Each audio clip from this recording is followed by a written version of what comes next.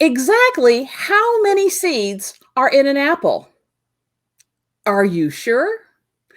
Stick around and we're going to find out what the real answer is and more about apples today when we visit Maestro Heights. Welcome to Maestro Heights.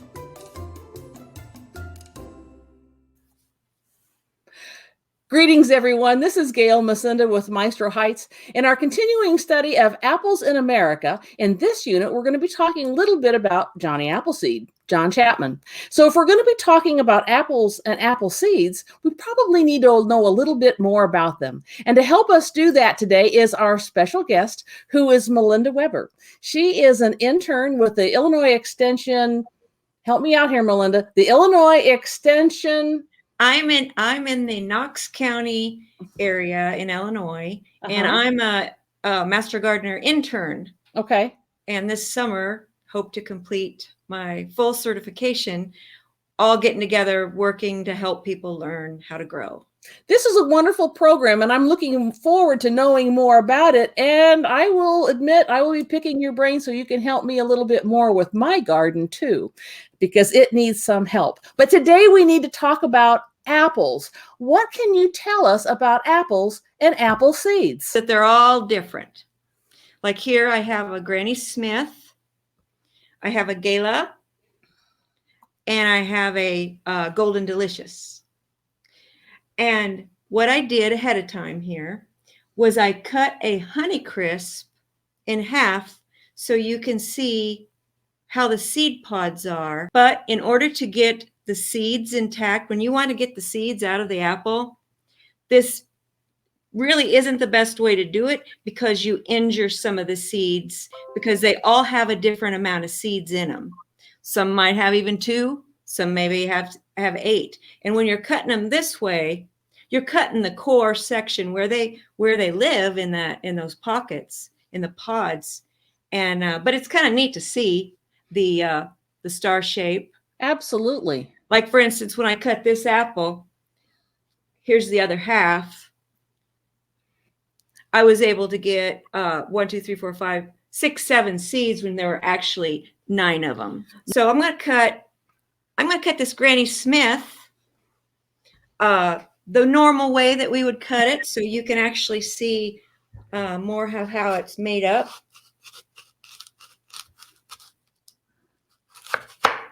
Right down the core. And see here, it's not as an attractive little display because we're seeing the core in a different side on the side. You don't want to eat the seeds. They're not too tasty. They're pretty bitter. Not to mention if you crushed them up like 50,000 of them, it would be damaging to you, but nobody does that. So you don't want to do that. You swallow a seed. Let me interrupt then. So if we happen to eat an apple seed by mistake, it's not going to hurt us. No. We just wouldn't want to do it on purpose. Just go on down the road. Yeah, you don't want to do it on purpose. Okay. They're bitter. They're nothing tasty about a seed. So let's see on this one. We're going to cut it again. So far, I've got 4 seeds just in that half. So I'm going to cut into it more. You want to be careful not to damage the seed because you want a healthy seed.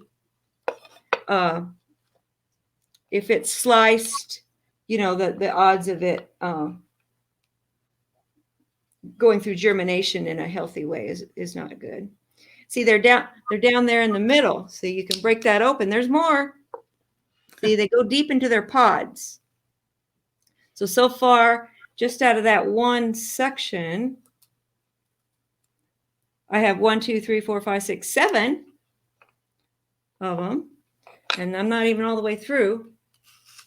But what you'd like to do, if you're wanting to experiment into growing a tree, this tree will not be a Granny Smith tree. The odds of it are almost 0. So that's the exciting part. You get what you get. And sometimes it's very good. They're usually smaller. The fruit will be smaller than, say, like a Granny Smith apple. And they could be bitter, or they could be a more sweet variety.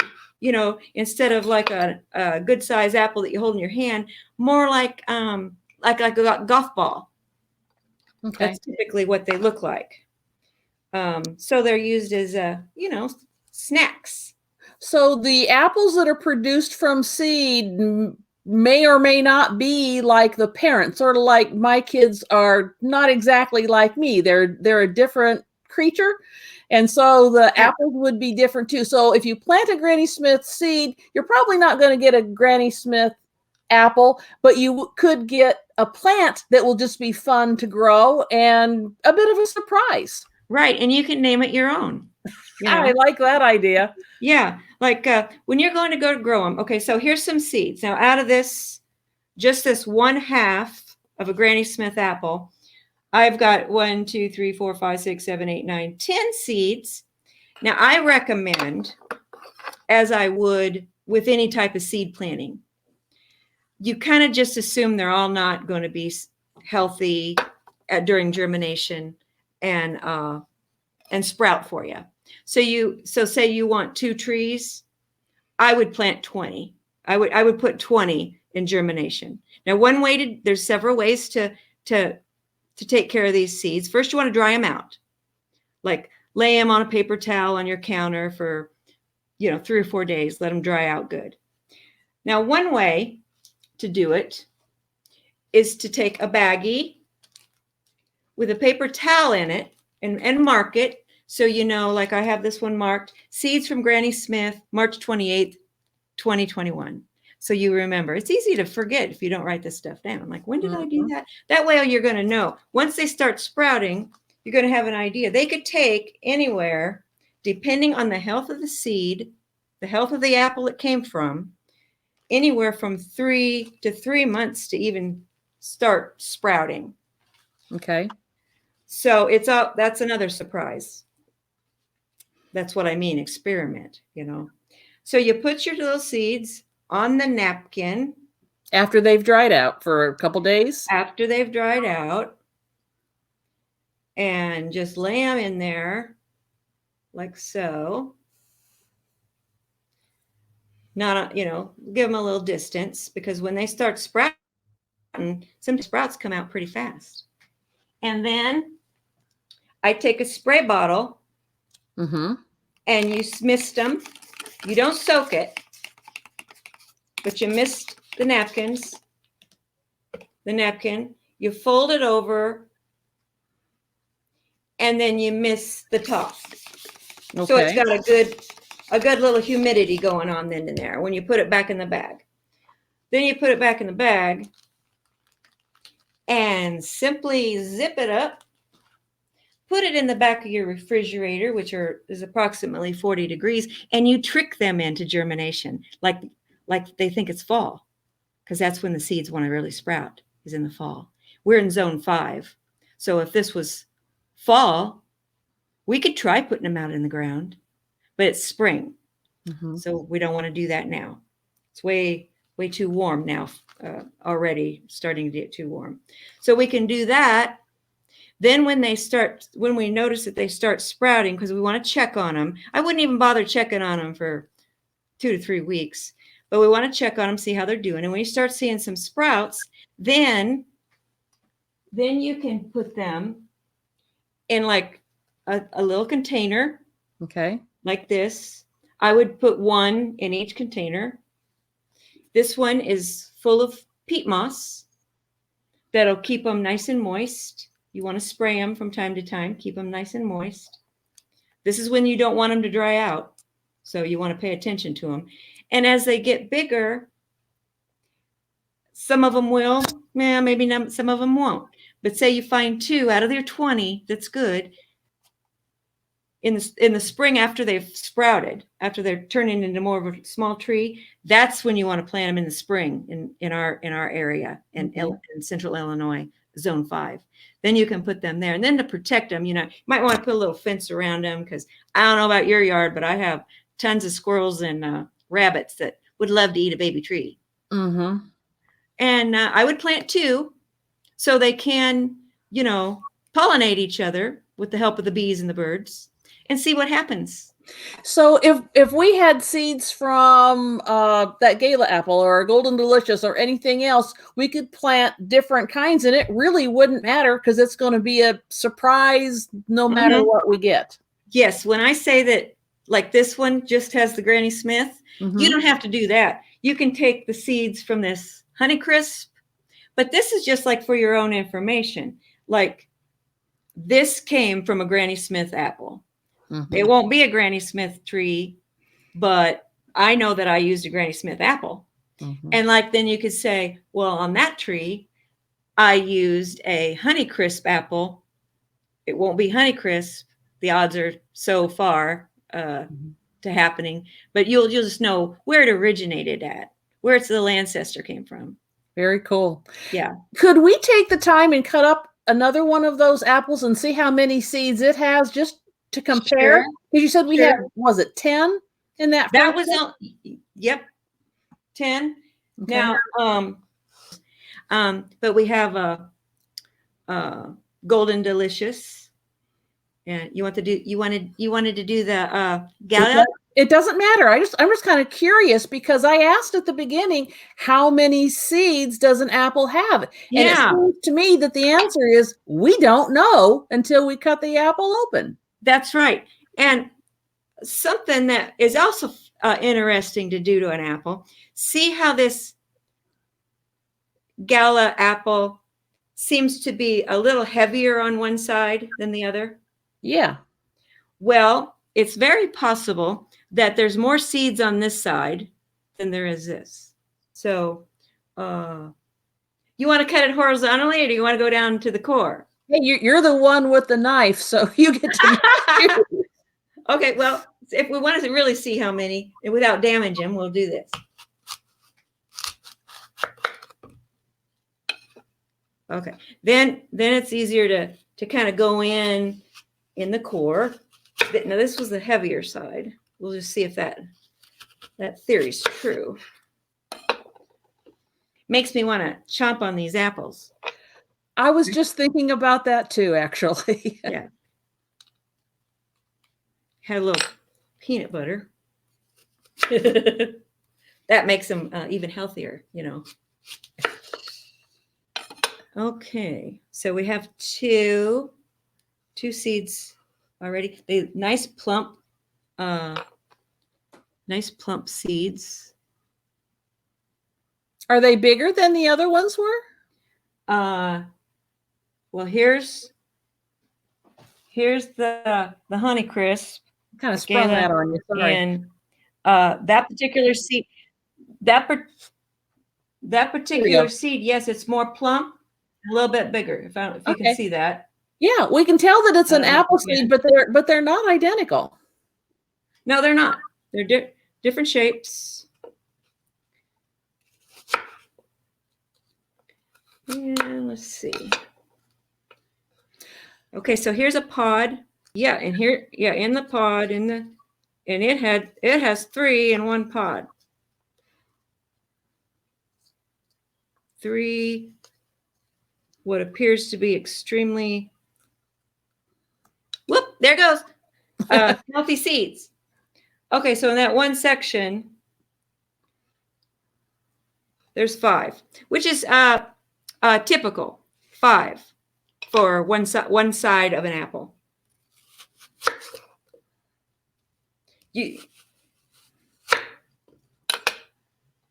And then we kind of thought that side looked kind of lopsided. And let's just see how many this has, because, okay, there's 1. Because by the shape of it, which if it stands true, should have less seeds on this side. And it does. It has only 2. Okay. So 5 on the side that was a little plump, lopsided. The more of the apple shape, like it pooches out more. So in that case, that apple stood true to that theory. Yeah.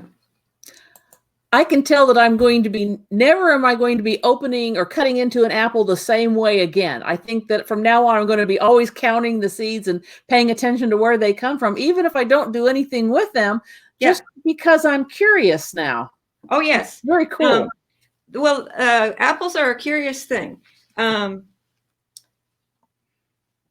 Now, the other way you could propagate, I showed you the baggy way, but with a simple Ziploc container with a lid, you can do it the same way with your napkin or paper towel.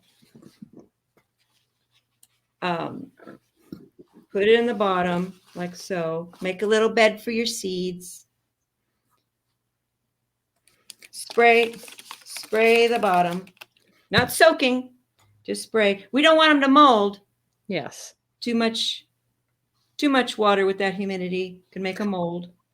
While you're doing that, Melinda, I'm going to remind all of our viewers that if you have any questions that come up while we're doing this, be sure to ask them down in the comments below, and we'll get answers to you just as quickly as we can. And if you're learning something new or you find something that's cool, it's making you smile, make sure you hit that like and the share buttons, and that'll help us out a whole bunch as we go along here. Thanks. Yes, and then you spray the top of the napkin. You put the lid on, and just like in the back, like the baggy method, I would mark it, in this case, the gala apple, and the date, and forget about it in the back of your refrigerator for 3 weeks, and then take a look. Is one method any better than the other? Or is it just a matter of whatever supplies we have around the house?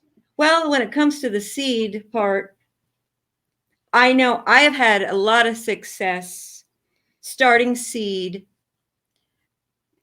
in this way with even tomatoes or peppers. Okay.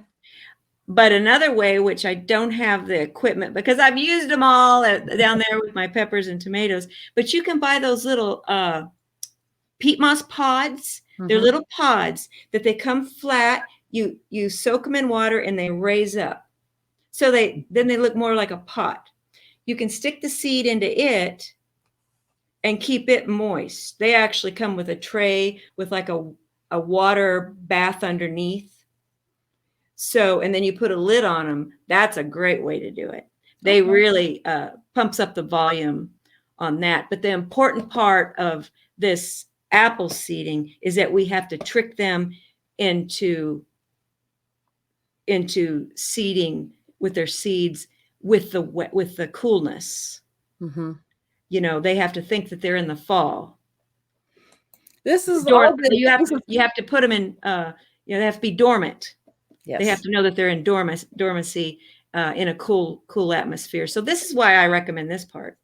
I think that somewhere along the way, I've read too that different varieties of apples take a different amount of time in that sleepy time for them, and so some grow better farther north and others a little bit further south, and those are among the reasons why. Well, it certainly would, and it certainly would make a difference on your soil and your drainage. Absolutely. So you got to kind of consider that too. An apple tree wants to grow in a lot of sunlight.